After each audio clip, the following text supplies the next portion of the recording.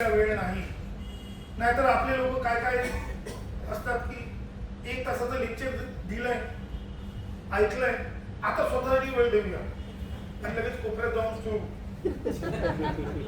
हा स्वतःची वेळ नाही. हे आपण आपल्या मनाला काय करतो, टेम्पररी प्लेजर देतो, क्षणिक प्लेजर, की तुम्हाला तुमच्या मनाला थोडासा आराम मिळाला, परंतु तो आराम नाही, त्याच्यातून अजूनच त्रास निर्माण होतो. त्यामुळे आपण अशा गोष्टींमध्ये स्वतःला रमवा जी गोष्टी पैशाने विकत घेता येणार नाही. पैशाने विकत घेता येतात ना त्या गोष्टींना ते मनोरंजन असते, क्षणिक मनोरंजन, परंतु तुमच्या प्राप्त परिस्थितीमध्ये बदल घडत नाही. तुम्हाला ज्या आयुष्यामध्ये ज्या संघर्षांना, ज्या जबाबदाऱ्यांना सामोरं जायचं आहे, त्यासाठी तुमचं मन सुदृढ असणं फार आवश्यक आहे. आणि या मनावर बोलणं म्हणजे कसं आहे की आपण प्रत्येक वेळी जो काही विचार करतो तो जबाबदारीच्या जाणीवेने आपण आपल्याला स्वतःला ओढत असतो पुढे पुढे. आपल्यावर प्रत्येक ठिकाणी आपल्या खांद्यांवर जबाबदाऱ्या असतात आणि त्या जबाबदाऱ्यांसाठी आपण थकत असतो, तरी पण आपण पुढे पुढे स्वतःला नेत असतो. तर आपल्याला काय केलं पाहिजे की जबाबदारीच्या जाणीवेतून स्वतःला ढकलत नेण्यासाठी स्वतःला सुदृढ बनवलं पाहिजे. स्वतःला सुदृढ बनवणं म्हणजे कसं आहे की आपल्या आयुष्याचं योग्य ते नियोजन केलं पाहिजे. आपण स्वतःला राजे समजतो, परंतु लाईट बिल भरणे, त्याच्यानंतर घरी बाजार घेऊन जाणे, जी छोट्यापासून मोठी सगळी कामं आपण आपल्या खांद्यावर ठेवतो. पण राजा आहे, सगळं प्रभुत्व, सगळी लिडरशिप आपल्याला आपल्या हातात पाहिजे नाही. जबाबदारीची विभागणी करा. ज्या गोष्टी तुम्हाला लोकांना वाटता येतील, परिवाराला वाटता येतील, ती गोष्ट वापरून टाका की ही जबाबदारी तुम्ही पूर्ण करा. आणि कायम लक्षात ठेवा की तुम्ही जे काही आयुष्य जगता ते तुमच्या भोवती जे केंद्रित आहे, त्याच्यामुळे तुम्हाला तुमच्या जबाबदारीतून मुक्त होता येत नाही. तुम्ही जेव्हा पुढच्या पिढीला, तुमच्या पत्नीला, तुमच्या फॅमिलीला जबाबदारीसाठी तयार कराल, तेव्हा तुम्हाला हळूहळू तुमच्या गोष्टीतून आराम मिळेल. मी काय होतो ते लक्षात येते.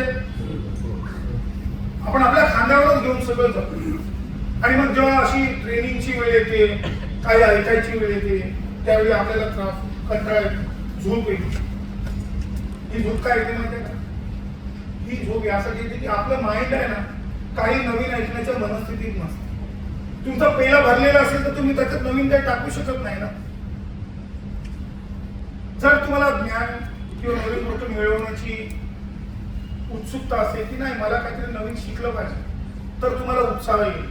तुम्ही जेव्हा नवीन शिकण्याची जेव्हा काहीतरी जिद्द निर्माण कराल ना मनामध्ये, तर तुम्हाला अजून खूप मार्ग सापडतील. आपण वयामध्ये आता या एजमध्ये आलेलो आहे ना की नवीन शिकणे, नवीन नातेसंबंध तयार करणे, या कोणत्याही गोष्टींमध्ये काही इंटरेस्ट राहिलेला नसतो. स्वतःचे कपडे घेण्यामध्ये पण इंटरेस्ट नाही राहिलेला आहे, बरोबर आहे का? हा जो इंटरेस्ट राहिला नाही ना, ते कुठेतरी आपण आपलं जीवन हरवत चाललंय. जगण्यासाठी जगता जगता तुझे जगणेच राहून गेले. हे जगणे जे राहून जाते ना, त्याच्यावरती विचार करा स्वतःचा. आणि त्यासाठी ना सगळ्यात महत्वाचं म्हणजे नियोजन करा. कोणी एक आदेश दिला तुम्हाला, त्या एका आदेशाने तुमचं पूर्ण जीवन बदललंय. एका पोलीस स्टेशनवरून दुसऱ्या पोलीस स्टेशनला बदली झाली, पूर्ण जीवन बदललंय. असं होता कामा नये. पोस्टिंग, बदल्या, करिअर, कोर्स हे चालूच राहणार.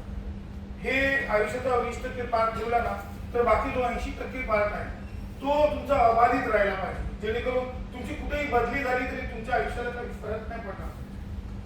तुमच्यामध्ये काहीतरी कौशल्य निर्माण झालं पाहिजे की तुम्ही कुठेही गेले तरी तुम्हाला कुठे रायटर म्हणून किंवा कुठल्या तरी चांगल्या ठिकाणी वरिष्ठांना चांगले लोक हवेच आहेत.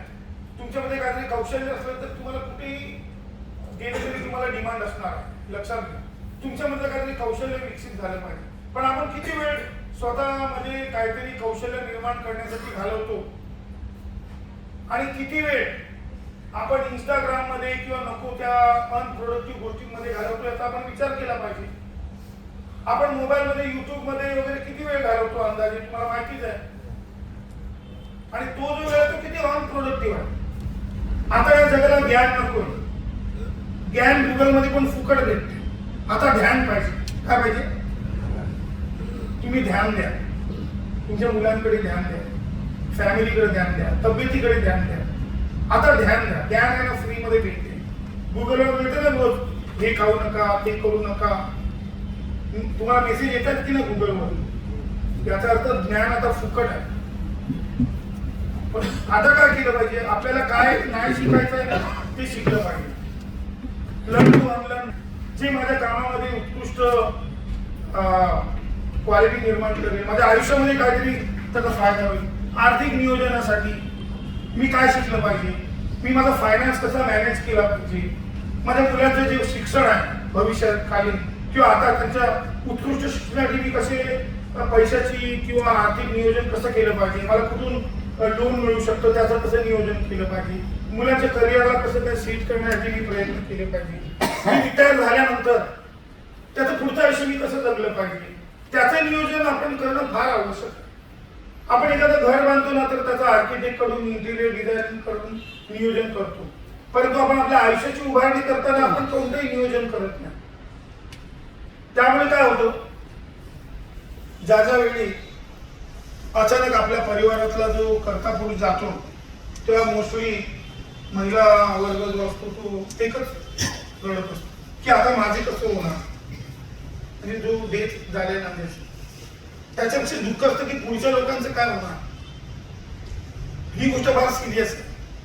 तुम्ही जेव्हा जीवन जगताना तेव्हा एकदम सावधपणे आपण प्रत्येक गोष्टीचं नियोजन करून जगलं पाहिजे. आणि हे नियोजन म्हणजेच इमोशनल इंटेलिजन्स. आपण दिवस रात्र पोलीस असतो, हे कुठेतरी स्विच ऑफ झालं. तुम्ही घरामध्ये पण ड्युटीचं टेन्शन घेऊन जगत असता, तुमचा मोबाईलमध्ये सतत ग्रुपमध्ये बघत असतात, स्कॅम अटेन्शन असतं तुमचं. हे अटेन्शन आहे ना कुठेतरी तुमचं आहे ना कमी झालं पाहिजे. पण जेव्हा तुम्ही ऑफ ड्युटी असता तेव्हा स्वतःला तुम्ही असं विचार केला पाहिजे की आता मी सुरक्षित आहे. ड्युटीवर असताना आपण कायम अलर्ट असतो. त्या अलर्ट मोड मध्ये आपल्या शरीर जे आहे ना, म्हणजे आपल्या जर आपल्या डोक्यावर एखादं मोसंबी क्रश केला मोसंबी तर त्याचा ज्यूस कुठे बसेल? हा कुठे बसले? शरीरावर बसलेला. तसंच जो आहे ना विचारांचा जो ज्यूस आहे ना तो आपल्या पूर्ण शरीरावर बसला. तुम्हाला भीती वाटली ना तर तुमचे हातपाय थरथरतात. वरिष्ठांनी बोलवलेलं आहे, डीसीपी साहेबांनी बोलवलेलं आहे, अचानक तुम्हाला मेसेज आला तर तुम्हाला जी कंपन्या चालवतात ना की काय झालं, काय तक्रार तर नाही झाली ना, तर याचा अर्थ तो विचारांचा ज्यूस पूर्ण शरीरावर बसतो. तो विचारांचा जो ज्यूस आहे ना, राग आला तर तोंड लाल होतं, शरीर गरम होतं. तर ते तोंडाला थोडी राग आलाय, त्या विचारांच्या ज्यूसमुळे शरीरावर परिणाम झाला. हा जो परिणाम होणे आहे ना ह्याबद्दल तुम्ही स्वतःला अवेअर केलं पाहिजे की जी परिस्थिती आहे ना ती वेगळी आहे. माइंड आणि मॅटर हे वेगळं आहे. जे मॅटर आहे ना त्याकडे मी त्रयस्थ भावनेने बघेन आणि त्याचं सोल्युशन काढेन. परंतु ते तुम्ही तुमच्या